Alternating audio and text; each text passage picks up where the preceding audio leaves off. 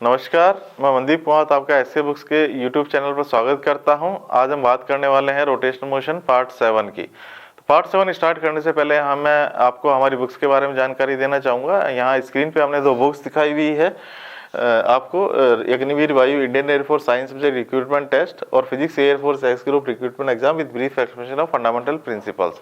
इन दोनों बुक्स में हमने थ्योरी और न्यूमेरिकल्स जो है एग्जाम्स के लिए डिज़ाइन किए हैं, तो आप इन दोनों बुक्स को रेफर कर सकते हैं। बहुत ही अच्छी थ्योरी और बहुत ही अच्छे न्यूमेरिकल्स हमने डिज़ाइन किए हैं, जो हम आगे देखेंगे भी कि क्या क्या न्यूमेरिकल्स और जो थ्योरी इनमें दी हुई है वो किस तरीके की दी हुई है। तो स्टार्ट करते हैं रोटेशनल मोशन का पार्ट 7। तो इसमें हम जो पढ़ने वाले हैं वो है रोटेशनल काइनेटिक एनर्जी और ट्रांसलेशन काइनेटिक एनर्जी जो है एक रोलिंग मोशन में वो क्या होती है। तो देखिए इस तरीके से होता है, जैसे मान लीजिए ये बॉडी है और ये जो बॉडी है इस तरीके से रोल कर रही है, यहाँ पे इसकी वेलोसिटी जो है वो v है और ये ओमेगा एंगुलर वेलोसिटी से इस तरीके से रोटेट करती हुई आगे जा रही है। तो ये बॉडी जो है इस तरीके से आगे भी जा रही है और रोल भी करती हुई जा रही है। मतलब जो ये पॉइंट यहाँ था, थोड़ी देर बाद ये पॉइंट यहाँ मिलेगा। तो कहने का मतलब ये है कि इसमें रोटेशनल मोशन भी है और ट्रांसलेटरी मोशन भी है। ये जो लीनियर मोशन है इसको बोला जाता है ट्रांसलेटरी मोशन, और ये जो रोटेटरी मोशन होता है इसको बोला जाता है रोटेशनल मोशन। ये ओमेगा एंगुलर वेलोसिटी है। तो मैं यहाँ पे बात करता हूँ translatory kinetic energy. Translatory kinetic energy देखिए क्या होती है। ये होती है काइनेटिक एनर्जी और ये होती है हाफ mv²। m क्या है? इस बॉडी का मास है। उसी तरीके से रोटेशनल काइनेटिक एनर्जी, जो रोटेशनल काइनेटिक एनर्जी होती है, देखिए वो क्या होती है, रोटेशनल काइनेटिक एनर्जी। तो ये क्या होती है रोटेशनल काइनेटिक एनर्जी, ke2 कर देता हूँ या ke रोटेशनल कर देता हूँ इसको। ये होती है हाफ I ओमेगा²। इस तरीके से हम इसको बता सकते हैं।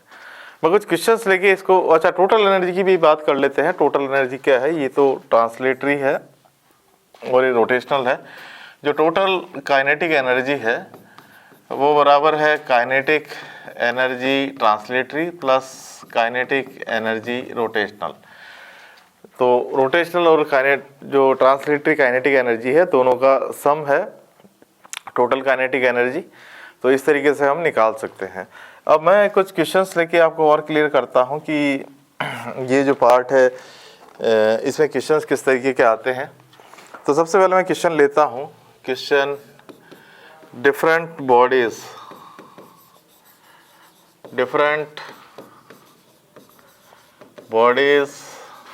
Are mentioned below. Rolls without slipping on a horizontal road. What is the ratio? What is the ratio of their translatory kinetic energy and rotational kinetic energy? Rotational kinetic energy. तो 4 bodies यहाँ पे दिखाई हुई है। एक तो body है ring और एक बॉडी है डिस्क, एक बॉडी है होलो स्फेयर और एक है सॉलिड स्फेयर। ये है। तो देखिए 4 बॉडीज यहाँ पे बताई हुई है, रिंग, डिस्क, होलो स्फेयर और सॉलिड स्फेयर। तो मैं यहाँ पे बात करता हूँ, सॉल्यूशन यहाँ पे हम देते हैं। ये क्या है? तो पहला इसका हम देखते हैं, पहला रिंग का केस क्या होगा। तो रिंग का केस हम देखते हैं। तो देखिए यहाँ पे बात करते हैं रिंग की। तो जो ये जो रिंग है इस तरीके से रोल करती हुई जा रही है, यहाँ से रोलिंग करते हुए टीवी इसकी वेलोसिटी है। तो इनका रेशियो निकालना है कि ओमेगा एंगुलर वेलोसिटी से ये रोटेट कर रही है और वी वेलोसिटी से ये आगे जा रही है। तो मैं कह देता हूँ जो काइनेटिक एनर्जी ट्रांसलेटरी है वो है half multiplied by M multiplied by V square, और जो काइनेटिक एनर्जी है रोटेशनल वो बराबर है half multiplied by I multiplied by omega square. तो यहाँ से आ जाएगा हाफ, यहाँ पे आ जाएगा आई, वी स्क्वायर जो होता है ओमेगा स्क्वायर जो होता है ये होता है V square divided by are square. अब रिंग का हमको लेना है, काइनेटिक एनर्जी जो है वो रोटेशनल लेनी है। तो रिंग का मोमेंट ऑफ इनर्शिया जो होता है ये होता है एम आर स्क्वायर, ये V square by are square. तो यहाँ से आ जाएगा हाफ मल्टीप्लाइड बाई एम मेरे को छोटा लेना चाहिए एम, और यहाँ से आ गया एम बी स्क्वायर। तो देखिए अब इनका रेशियो अगर मेरे को निकालना है तो मैं कह सकता हूँ यहाँ से kinetic energy translatory divided by kinetic energy rotational, ये किसके बराबर होगा, ये बराबर होगा half M B square divided by half M B square. तो यहाँ जो रेशियो आएगा ये आएगा 1:1। तो ये तो बात हमने की यहाँ पे रिंग की। अब इसी तरीके का एग्जांपल हम लेते हैं डिस्क का। तो डिस्क के केस में देखिए क्या होगा, ये है बी डिस्क, और डिस्क के केस में देखिए क्या होगा कि यहाँ तक मामला सही चलेगा। Kinetic energy translatory half M B square है, kinetic energy rotational half I omega square है, और ओमेगा स्क्वायर वही v square by are square है। बट यहाँ पे जब हम लिखेंगे इसका मोमेंट ऑफ इनर्शिया तो ये 1/2 हो जाएगा। तो यहाँ से हम कह सकते हैं कि ये एम आर स्क्वायर बाई 2 और 1/2 इस तरीके से आ जाएगा। तो यहाँ पे एक 1/2 का और पार्ट आ जाएगा। तो यहाँ पे जो रेशियो आ जाएगा ये आ जाएगा 2:1। तो इस तरीके से ये रेशियो आ जाएगा 2:1। तो बड़ा ईजी है इसको निकालना, आपको बस थोड़ा सा ध्यान रखना है कि क्या मोमेंट ऑफ इनर्शिया लेना है। अब उसी तरीके से बात करते हैं हम होलो स्फीयर की। सी बात करते हैं हम होलो स्फीयर। तो जो सी है ये है होलो स्फीयर, होलो स्फीयर। अब बिल्कुल वो का वही सीक्वेंस है। काइनेटिक एनर्जी ट्रांसलेटरी जो है ये हाफ एम बी स्क्वायर है, काइनेटिक एनर्जी रोटेशनल जो है हाफ आई ओमेगा स्क्वायर है, half I multiplied by V square by are square. अब यहाँ थोड़ा सा चेंज कर देते हैं अपन कि इस जगह हम देखते हैं यहाँ पे ये इस तरीके से आ गया, आई जो है ये 2/3 और multiplied by m are square आ जाएगा। तो यहाँ से आ गया 2 डिवाइडेड बाई 6 और यहाँ पे आ जाएगा 2/6 एम बी स्क्वायर। तो यहाँ पे हम सॉल्व करते हैं इसको। तो यहाँ पे आएगा 2/6 ऑफ एम बी स्क्वायर। तो ये जो रेशियो है यहाँ से आ जाएगा 6 डिवाइडेड बाई 4। तो यहाँ से आ जाएगा 3:2। 3:2 का रेशियो आ जाएगा यहाँ पे। तो आशा करते हैं ये आपको समझ में आया होगा। यहाँ पे आप सॉलिड स्फीयर का भी आप इसी तरीके से निकाल सकते हैं। तो बात करते हैं सॉलिड स्फीयर की। तो सॉलिड स्फीयर के केस में क्या है कि ये जो आई है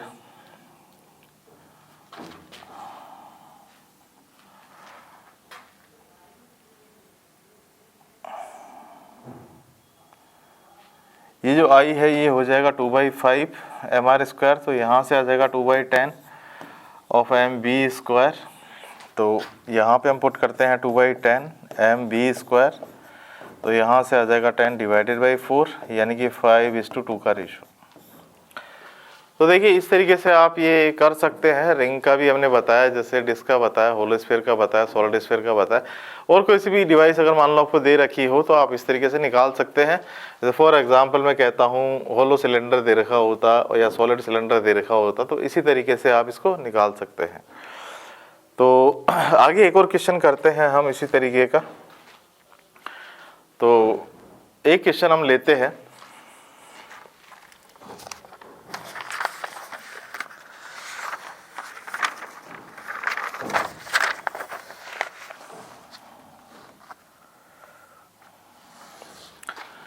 क्वेश्चन है जैसे if angular velocity of a body is doubled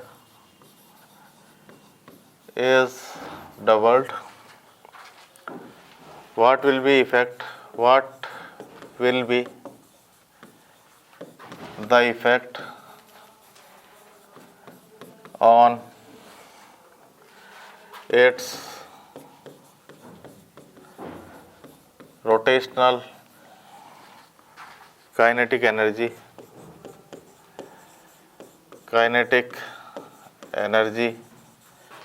if moment of inertia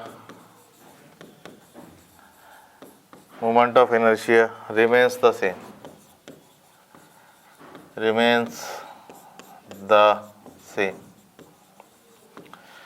तो देखिए इसका क्या सॉल्यूशन है। यहाँ पे सॉल्यूशन की बात करते हैं हम। ये सॉल्यूशन क्या कहता है कि जो पहले जो काइनेटिक एनर्जी है rotational what will the effect on rotational kinetic energy. तो रोटेशनल एनर्जी जो काइनेटिक है उस पर क्या इफेक्ट पड़ेगा, हम पूरी उस पर बात नहीं कर रहे हैं, हम बात कर रहे हैं रोटेशनल की। तो ये होती है हाफ आई ओमेगा स्क्वायर। और जब हम बात करते हैं कि हमने जो न्यू काइनेटिक एनर्जी रोटेशनल वो कितनी हो जाएगी, तो ये हो जाएगी हाफ मल्टीप्लाइड बाई आई। जो एंगुलर स्पीड है वो हमने डबल कर दी है, एंगुलर वेलोसिटी डबल कर दी है, तो यहाँ से आ जाएगा 4 multiplied by half multiplied by I multiplied by omega square. तो यहाँ से आ जाएगा 4 काइनेटिक एनर्जी रोटेशनल। तो ये जो है 4 गुना बढ़ जाएगी, तो न्यू काइनेटिक एनर्जी जो है ये 4 गुना हो जाएगी। तो देखिए ये हमने आज यहाँ पे कुछ क्वेश्चंस किए।